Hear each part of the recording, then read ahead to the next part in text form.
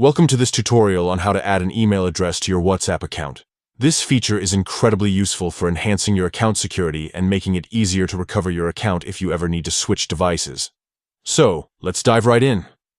First, open the WhatsApp app on your device. You should already be logged into your account. Once you're in, look for the three dots located in the top right corner of your screen.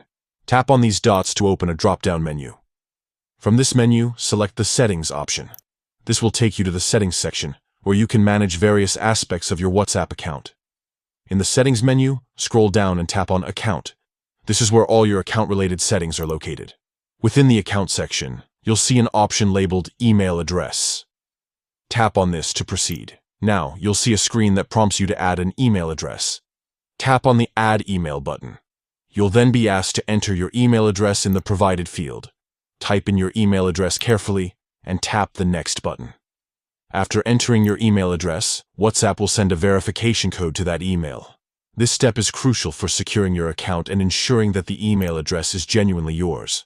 Once you receive the verification code, enter it into the designated field on WhatsApp. This will link your email address to your WhatsApp account. By adding an email address to your WhatsApp account, you not only enhance your account security, but also gain flexibility in managing your account across different devices. If you ever encounter issues with receiving SMS verification codes, this feature allows you to receive them via email instead. That's it. You've successfully added an email address to your WhatsApp account.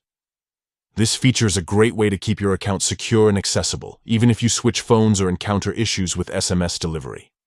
Thanks for watching, and we hope this tutorial was helpful.